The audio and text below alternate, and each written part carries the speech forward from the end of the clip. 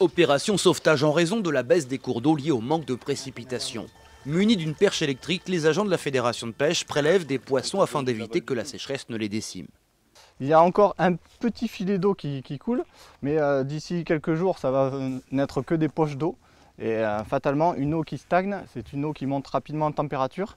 Et qui dit augmentation de la température, dit diminution du taux d'oxygène dissous. Et plus cet oxygène est rare, et moins les poissons vont être susceptibles de survivre. Des truites sont surtout concernées. Elles évoluent dans moins de 50 cm d'eau, là où habituellement le niveau est d'1 mètre. Une fois le seau plein, les agents les remontent en amont dans une quantité d'eau suffisante à leur survie. Au total, 2000 à 2500 truites ont été sauvées de la mort depuis le début de campagne, il y a tout juste 3 semaines. En raison de la sécheresse, l'impact sur les populations piscicoles est dramatique. Un grand nombre de cadavres jonchent les rivières. L'explication est simple. Je me situe dans le lit de la Somme. Elle est à sec.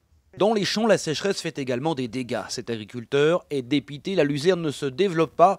De 4 à 5 tonnes à l'hectare habituellement récoltées, il estime en obtenir cette fois que 500 kg. On est en déficit hydrique depuis le mois de mai. Là, sur le mois de juillet, on a eu 14 mm, juin aussi, à tout casser, alors que cette période-là, on a eu plus de 200 mm l'année dernière. Toutes les cultures que l'on récolte à partir d'aujourd'hui, que ce soit les betteraves, les pommes de terre, sont dans un état, je dirais, calamiteux. En fin de semaine dernière, la préfecture a émis un arrêté de restriction d'eau, notamment pour les usages des particuliers. Dans la Marne, la moitié des masses d'eau ont atteint le premier niveau d'alerte.